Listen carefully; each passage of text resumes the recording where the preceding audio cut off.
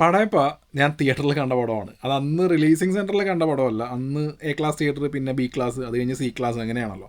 അപ്പോൾ പടയപ്പ എന്ന് പറയുന്ന സിനിമ ഇറങ്ങി ഒരുപാട് നാളൊക്കെ കഴിഞ്ഞ് പിന്നെ അതൊരു സി ക്ലാസ് തിയേറ്ററിലേക്ക് മാറി. ആ മാറിയപ്പോൾ ഞാനും ഫാമിലിയൊക്കെ ആയിട്ട് പോയി കണ്ട പടമാണ്. എനിക്കിപ്പോഴും ഓർമ്മയുണ്ട്, അതിൽ പല സീക്വൻസും കാര്യങ്ങളൊക്കെ എനിക്ക് പണ്ട് കണ്ടതായിട്ട് ഓർമ്മയുണ്ട്. അന്ന് സി ക്ലാസ് തിയേറ്ററിൽ കാണുമ്പോഴും തിരക്കാണ്. അന്നൊക്കെ സി ക്ലാസ് തിയേറ്ററിലും തിരക്കായിരുന്നു. പിന്നീട് സി ക്ലാസ് തിയേറ്ററൊക്കെ മാറി. പിന്നെ വൈഡ് റിലീസും കാര്യങ്ങളും പഴശ്ശിരാജയാണെന്ന് തോന്നുന്നു മെയിൻ വൈഡ് റിലീസ് ചെയ്തിട്ടുള്ളൊരു സിനിമ. പിന്നെ ഇപ്പോൾ അറിയാമല്ലോ, ഇപ്പോൾ മൾട്ടിപ്ലക്സ്, ഇപ്പോൾ എല്ലാ തിയേറ്ററിലും എല്ലാം റിലീസിങ് ആണ്. ഇപ്പോൾ പണ്ടപ്പോൾ ചെറിയ തിയേറ്റർ വലിയ തിയേറ്റർ അങ്ങനെയുള്ളൊരു കൺസെപ്റ്റ് ഒന്നുമില്ല. എനിക്ക് തോന്നുന്നു ഇപ്പോഴും ഉണ്ടാവും എവിടെയെങ്കിലുമൊക്കെ ആയിട്ട്. ചെറിയ തിയേറ്റർ മുമ്പ് അത്താണിയിൽ ഒരെണ്ണം ഉണ്ടായിരുന്നു, എയർപോർട്ട് കഴിഞ്ഞ് കുറച്ച് മുമ്പോട്ട് പോകുമ്പോൾ, കൊച്ചിൻ എയർപോർട്ട് കഴിഞ്ഞ്. ഇപ്പോൾ ആ തിയേറ്ററും പൂട്ടിയെന്ന് തോന്നുന്നു. എല്ലാം പൂട്ടിക്കൊണ്ടിരിക്കുകയാണ്. ഞാൻ പഠിച്ച അക്യുനാസ് കോളേജിലാണ്. അക്യുനാസ് കോളേജിൻ്റെ അടുത്ത് പള്ളുരുത്തിയിൽ പ്രതീക്ഷ എന്ന് പറഞ്ഞൊരു തിയേറ്റർ ഉണ്ടായി, അതും പൂട്ടിപ്പോയി. അപ്പോൾ അങ്ങനെയുള്ള ചെറിയ തിയേറ്ററുകളെല്ലാം ഇല്ലാണ്ടായിക്കൊണ്ടിരിക്കുകയാണ്. അപ്പോൾ പടയപ്പ എന്ന് പറയുമ്പോൾ പണ്ട്, അതായത് ഞാൻ കണ്ടൊരു സി ക്ലാസ് തിയേറ്ററിൽ കണ്ട ഓർമ്മയാണ് എനിക്ക് വരുന്നത്. അപ്പോൾ ശരിക്കും ഈ പടയപ്പ റീ റിലീസ് കാണേണ്ടിയിരുന്നത് തമിഴ്നാട്ടിൽ എവിടെയെങ്കിലുമൊക്കെ പോയിട്ട്, നമ്മളിപ്പോൾ രാവണപ്രഭു, ചോട്ടാ മുംബൈയൊക്കെ എല്ലാവരും ഭയങ്കരമായിട്ട് ഇങ്ങനെ അർമാദിച്ച് ആഘോഷിച്ചില്ലേ, അതുപോലുള്ളൊരു തിയേറ്ററിലാണ്. പക്ഷേ അൺഫോർച്ചുനേറ്റ്ലി നമുക്കതിനുള്ള യോഗമില്ല, നമുക്കതിനുള്ള ഓഡിയൻസും ഇല്ല. ഇവിടെയുള്ള പ്രേക്ഷകർക്ക് പടയപ്പ കാണാൻ ആളുകളുണ്ട്, അത്യാവശ്യം നല്ല രീതിയിൽ ആളുകളുണ്ട്. പക്ഷേ നമുക്ക് ആ ഒരു തിയേറ്റർ, നമ്മളുടെ ഇപ്പോൾ ഈ യൂട്യൂബ് ചാനലിൽ കിടക്കുന്ന, അല്ലെങ്കിൽ ഫേസ്ബുക്കിൽ അപ്ലോഡ് ചെയ്ത ആ രാവണപ്രഭു റീ റിലീസ് എക്സ്പീരിയൻസ്, അല്ലെങ്കിൽ ആഘോഷം, ഉത്സവം, അങ്ങനെ ഒരു ഉത്സവ പ്രതീതിയിൽ ആഘോഷിക്കാൻ പറ്റിയിട്ടുള്ള അതിനുള്ള എല്ലാ എലമെൻസും ഉള്ളൊരു പടം തന്നെയാണ് പടയപ്പ. രജനീകാന്തിൻ്റെ ആ ഒരു സൂപ്പർ സ്റ്റാർഡം, ആ സൂപ്പർ സ്റ്റാർഡത്തിൻ്റെ പീക്കിൽ നിൽക്കുന്ന സമയത്ത് ഇറങ്ങിയൊരു പടമാണ്. അതിൽ എ.ആർ. റഹ്മാൻ്റെ മ്യൂസിക്, തുടക്കത്തിലെ എൻ പേര് പടയപ്പ എന്നുള്ളത്. പിന്നെ അന്നൊക്കെ അല്ല, ഇപ്പോഴും അങ്ങനെ തന്നെയാണ്. ഇതുപോലെ സൂപ്പർ സ്റ്റാറിൻ്റെ സിനിമകളൊക്കെ വരുമ്പോൾ ഇതിനകത്ത്, അതായത് അഡ്വൈസാണ്, അതായത് ജനങ്ങൾക്ക് കൊടുക്കുന്ന ഒരു ഉപദേശത്തിൽ, ആ രീതിയിലൊക്കെയാണ് അതിൻ്റെ ലിറിക്സ് എല്ലാം വരുന്നത്. ഇപ്പോൾ എൻ പേര് പടയപ്പയാണെന്നുണ്ടെങ്കിലും ഇതിൽ എനിക്ക് എൻ്റെ ഫേവറേറ്റ് എന്ന് പറയുന്ന പാട്ട് അത് മിൻസാര കണ്ണ എന്ന് പറഞ്ഞ പാട്ടാണ്. കാരണം ആ പാട്ടിൻ്റെ ലിറിക്സ്, ഇപ്പോൾ നിങ്ങൾ ഓൾറെഡി ശ്രദ്ധിച്ചാണ്, വളരെ പോപ്പുലറാണ്. എന്നാൽ പോലും അതിനകത്ത് ആ രമ്യാകൃഷ്ണൻ്റെ ആ ഒരു നീലാംബരി എന്ന് പറയുന്ന ക്യാരക്ടർ, ആ ക്യാരക്ടറിൻ്റെ ഉള്ളിലുള്ള ഒരു അഹന്ത, അത് പുറത്തേക്ക് കാണിക്കുന്ന രീതിയിലാണ് ആ പാട്ടിൽ ലിറിക്സ് വരുന്നത്. അതായത് ഇപ്പോൾ അതിൻ്റെ നമ്മൾ മലയാളമൊക്കെ പറയുകയാണെന്നുണ്ടെങ്കിൽ എൻ്റെ മുടിയിൽ കിടന്നുറങ്ങുക എന്നൊക്കെ പറയുന്നത് നിൻ്റെ ഭാഗ്യമല്ലേ, അപ്പം അങ്ങനെ ഒരു കൈൻഡ് ഓഫ് അത് അതായത് ലെജൻഡുകൾ എഴുതിയ ലിറിക്സാണ്, ഞാനിങ്ങനെ അലമ്പാക്കിയെന്നേ ഉള്ളൂ. അത് തമിഴ് ലാംഗ്വേജിന് അങ്ങനെ ഒരു പ്രത്യേകതയുണ്ട്. അതായത് ഈ ലിറിക്സ് എഴുതാൻ വേണ്ടി ഇത്രയും മനോഹരമായിട്ടുള്ള, ഉറുദു കഴിഞ്ഞാൽ പിന്നെ ഏറ്റവും ഭംഗിയിൽ കവിത ഇതുപോലുള്ള കാര്യങ്ങളൊക്കെ എഴുതാൻ പറ്റുന്ന ലാംഗ്വേജ് തമിഴാണെന്ന് തോന്നുന്നു. അതൊക്കെ ഞാൻ പറയുന്നതാണ് കേട്ടോ, എൻ്റെ തോന്നലാണ്, ഇതൊക്കെ തെറ്റായിരിക്കും. ഓക്കെ.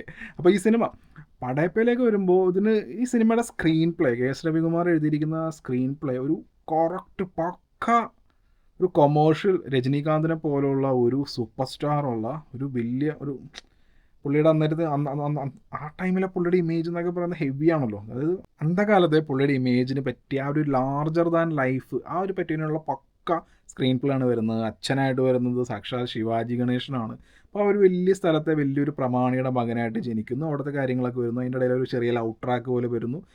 കുടുംബത്തിൽ തന്നെയുള്ള എന്നാൽ ഭയങ്കര തന്നിഷ്ടകാരിയും ഭയങ്കര അഹന്ത പിടിച്ചായിട്ടുള്ള അങ്ങനെ ഒരു നെഗറ്റീവ് ക്യാരക്ടർ നീലാംബരിനെ കാണുന്നു. അവരുടെ ഇടയിൽ നടക്കുന്ന കോൺഫ്ലിക്റ്റ്, നിങ്ങളൊരു കാര്യം ശ്രദ്ധിച്ചിട്ടുണ്ടെന്നുണ്ടെങ്കിൽ ഒരു സീനിൻ്റെ കണ്ടിന്യൂഷനായിട്ട് ഇങ്ങനെ ഓരോരോ ചെയിൻ ഓഫ് ഇവൻറ്റ്സ് എന്നൊക്കെ പറയുന്ന പോലെ എല്ലാ കാര്യങ്ങളും ഇങ്ങനെ ഓരോന്നോരോന്നായിട്ട് നടക്കുന്നത് കാണാൻ രസമാണ്. അതായത് ഈ സിനിമയിൽ ബ്രീത്തിങ് സ്പേസ് എന്ന് പറയുന്നത് ഇല്ലാണ്ട് ഇങ്ങനെ പെട്ടെന്ന് ഭയങ്കര ഫാസ്റ്റ് സ്ക്രീൻ പ്ലേ ആണ്. അപ്പോൾ ആ രീതിയിൽ ഭയങ്കര ഭംഗിയായിട്ട് തന്നെ പോകുന്നുണ്ട്. അതായത് മിൻസാര കണ്ണ പാട്ട്, അതാണ് ആ ഒരു മെയിൻ ഇവൻറ്റ് നടക്കുന്നത്. അത് കഴിയുമ്പോൾ തന്നെ അനിയൻ പ്രശ്നം ഉണ്ടാക്കുന്നത്, പിന്നെ ആ ചെയിൻ ഓഫ് ഇവൻറ്റ്സ് ഒക്കെ നല്ല രസമായിട്ടാണ് പോകുന്നത്. അത് കഴിഞ്ഞ് പിന്നെ ഗ്രാനൈറ്റ് കിട്ടുന്നത്, പിന്നെ പണക്കാരനാവുന്നത്, പിന്നീട് അതിനകത്തൊരു ചെറിയൊരു ഗ്യാപ്പ് വരുന്നുണ്ടെന്ന് വെച്ചിട്ടുണ്ടെങ്കിൽ, അതും സിനിമയിൽ അത്ര കാര്യമായിട്ട് കാണിച്ചില്ലെങ്കിലും, ഇപ്പോൾ പടയപ്പയുടെ മകൾ എൻ്റെ മോൻ്റെ കൂടെയാണ് പഠിക്കുന്നതെന്ന് നാസർ പറയുമല്ലോ. അപ്പോൾ വീണ്ടും നീലാംബരി കംബാക്ക്, പിന്നെ അങ്ങോട്ടേക്ക് പിന്നെ നടക്കുന്ന എല്ലാ ഇവൻറ്റ്സ് എല്ലാം ഇങ്ങനെ ഓരോന്നോരോന്നിട്ട് നല്ല കിഡിലൻ, ഐ മീൻ ഗംഭീര സ്ക്രിപ്റ്റാണ് ഈ പടത്തിനുള്ളത്. ഒരു പക്ക ഒരു സൂപ്പർ സ്റ്റാർ രജനീകാന്തിനെ പോലുള്ള ഒരാൾ നായകനായിട്ടൊരു പടം വന്നു കഴിഞ്ഞിട്ടുണ്ടെങ്കിൽ അതിന് എല്ലാം വേണം. അതിനകത്ത് പാട്ട് വേണം, കോമഡി വേണം, ഇമോഷൻ വേണം, ആക്ഷൻ വേണം, അങ്ങനെ എല്ലാം നിറഞ്ഞിട്ടുള്ള ഒരു പെർഫെക്റ്റ് സ്ക്രീൻ പ്ലേ ആയിട്ടാണ് പടയപ്പ എനിക്ക് ഫീൽ ചെയ്യുന്നത്. അതിൽ എ.ആർ. റഹ്മാൻ കൊടുത്തിരിക്കുന്ന ബാക്ക്ഗ്രൗണ്ട് മ്യൂസിക്, പാട്ടുകൾ, ഇതിൻ്റെയൊക്കെ ഇമ്പാക്റ്റ് ശരി. ഇപ്പോഴും ഈ പടയപ്പ എന്ന് പറയുന്ന സിനിമയുടെ ബാക്ക്ഗ്രൗണ്ട് മ്യൂസിക്കൊക്കെ നമുക്ക് എപ്പോൾ കേട്ടാലും നമുക്ക് ഇത് പടയപ്പയിലാണ്. അപ്പം അത്രയും ഫെമിലിയർ ആക്കി എടുത്തു. അത് മ്യൂസിക്കിൻ്റെ മാത്രമല്ല, ആ നടക്കുന്ന ഇമോഷൻ. എനിക്ക് തോന്നുന്നു ഞാൻ ഈ സിനിമ കാണാൻ നേരത്ത് എല്ലാ ഡയലോഗും ഒരുപാട്, ഇപ്പോൾ നമ്മളെ സിനിമയിലും അല്ലെങ്കിൽ ഈ സിനിമയിലെ എല്ലാ ഡയലോഗ്സും കാണാപ്പാടമാണ്. കാരണം അത്രയും തവണ ഈ സിനിമ കണ്ടിട്ടുണ്ട്. എന്നാൽ പോലും ഈ സിനിമ കാണുമ്പോൾ നമുക്ക് എവിടെയും ബോറടിക്കുന്നില്ല. അതാണ് ഒരു പെർഫെക്റ്റ് എൻ്റർടൈൻമെൻ്റ് ആയിട്ടുള്ള ഒരു സിനിമയുടെ ഗുണം. അത് അന്നത്തെ കാലത്ത് കെ.എസ്. രവികുമാർ അത് പെർഫെക്റ്റ് ആയിട്ട് തന്നെ ചെയ്തിട്ടുണ്ടായിരുന്നു. അതുകൊണ്ടാണ് പടയപ്പ ഇന്നും ഓർത്തിരിക്കുന്നത്. ഇപ്പോൾ ഞാൻ അതായത് എ ആർ റഹ്മാൻ്റെ ഇതുപോലുള്ള ഒരുപാട് പാട്ടുകളുണ്ട്. വെട്രിക്കൊടികെട്ട്, പിന്നെ മിൻസാരക്കണ്ണ, ഇത് രണ്ടുമാണ് എൻ്റെ ഫേവറേറ്റ്. ഈ രണ്ട് പാട്ടുകൾ വലിയ സ്ക്രീനിൽ ഇരുന്ന്, അതായത് പണ്ട് സിനിമ കണ്ടിട്ടുണ്ടെന്നുണ്ടെങ്കിൽ എനിക്ക് പടയപ്പ 1-2 സീക്വൻസ് ഓർമ്മയുണ്ടെന്നല്ലാതെ ആ പടം മൊത്തത്തിൽ ഓർമ്മയില്ല. പിന്നെ വലിയ സ്ക്രീനിൽ കാണാൻ കിട്ടിയൊരു അവസരമാണ് 2025 ഈ വർഷത്തിൽ. ഒരുപാട് ഇതുപോലത്തെ ക്ലാസിക് ഗംഭീരമായിട്ടുള്ള സിനിമകളൊക്കെ വീണ്ടും വലിയ സ്ക്രീനിൽ കാണാൻ പറ്റിയിട്ടുണ്ട്. അപ്പം അങ്ങനെ ഒരു ചാൻസ് കിട്ടി കഴിഞ്ഞിട്ടുണ്ടെങ്കിൽ ഞാനതൊരിക്കലും മുടക്കില്ല. അപ്പോൾ എനിക്ക് സന്തോഷമുള്ളൂ. ഇപ്പോൾ ഷോലയാണെന്നുണ്ടെങ്കിലും നായകനാണെങ്കിലും ദിൽസേ, ദേവദാസ്, അങ്ങനെ ഒരുപാട് നല്ല സിനിമകൾ വീണ്ടും വലിയ സ്ക്രീനിൽ കാണാൻ പറ്റി. അങ്ങനെ ഒരു ചാൻസ് കിട്ടിക്കഴിഞ്ഞാൽ അപ്പം തന്നെ ചാടി പിടിച്ചോളണം. കാരണം പിന്നീട് നമുക്ക് ഈ വീണ്ടും ഒരു ചാൻസ് കിട്ടുമെന്ന് അറിയില്ല. പിന്നെ ഓരോ സിനിമയും ആ സമയത്ത് ഇറങ്ങുന്ന ആ സൊസൈറ്റിയുടെ റിഫ്ലക്ഷനാണ് ഓരോ സമയത്ത് ഇറങ്ങുന്ന സിനിമകൾ. ഇപ്പോൾ നമ്മളിപ്പോൾ ലോഹിതദാസ് എഴുതിയിട്ടുള്ള മലയാളത്തിൻ്റെ ഗ്രേറ്റസ്റ്റ് ആയിട്ടുള്ള ഒരാൾ എഴുതിയ പല തിരക്കഥകൾ ഇന്ന് നോക്കുമ്പോൾ അത് സ്ത്രീവിരുദ്ധമായിട്ടും കാണിച്ചത് അതൊന്നും അല്ല ശരി എന്നുള്ള രീതിയിലൊക്കെ നമുക്ക് തോന്നുമല്ലോ. അപ്പം അങ്ങനെ നോക്കുമ്പോൾ ഈ സിനിമയിൽ പ്രോബ്ലമാറ്റിക് ആയിട്ടുള്ള രജനീകാന്തിൻ്റെ സ്ത്രീവിരുദ്ധമായിട്ടുള്ള ഡയലോഗ്സ് തുടങ്ങിയ കാര്യങ്ങളെല്ലാം ഈ സിനിമയിലുണ്ട്. ഇതൊക്കെ ആ ഒരു കാലഘട്ടത്തിൻ്റേതാണ്. നമ്മളിപ്പോൾ ഇതൊക്കെ ഈ കാലഘട്ടത്തിൽ വന്നു കഴിഞ്ഞാൽ നമുക്ക് വിമർശിക്കാം. പക്ഷെ പണ്ട് അങ്ങനെയായിരുന്നു. അപ്പോൾ ആ രീതിയിൽ നോക്കുമ്പോൾ നമുക്ക് ഒരു കുറവുകളൊന്നും ഫീൽ ചെയ്യില്ല. ഇതാണ് ഈ പഴയ, എനിക്ക് തോന്നുന്നു മദഗജരാജ ഈ വർഷം റിലീസായി അതൊരു ഹിറ്റാവാനുള്ള കാരണം അതൊരു പഴയ സിനിമയാണെന്നുള്ളത് എല്ലാവരുടെയും മൈൻഡിലുണ്ട്. അപ്പോൾ പഴയ സിനിമയിലൊക്കെ അങ്ങനെയായിരുന്നു ആ ഒരു തോന്നലുള്ളതുകൊണ്ടാണ് മദഗജരാജ ഈ വർഷത്തെ തമിഴിലെ ഏറ്റവും വലിയ ആദ്യത്തെ ഹിറ്റ്. എനിക്ക് തോന്നുന്നു ഏറ്റവും വലിയ ഹിറ്റല്ല, ആദ്യത്തെ ഹിറ്റ് എന്ന് പറയുന്ന പൊങ്കൽ റിലീസ്. അറിയാലോ, ഈ വർഷത്തെ തമിഴ് പൊങ്കലാണെന്നുണ്ടെങ്കിലും ദീപാവലി ആണെങ്കിലും മെയിൻ സ്റ്റാർസിൻ്റെ പടമൊന്നും ഇല്ലാത്ത അങ്ങനത്തെ ഒരു മോശം വർഷമാണ് തമിഴ് സിനിമയ്ക്ക്.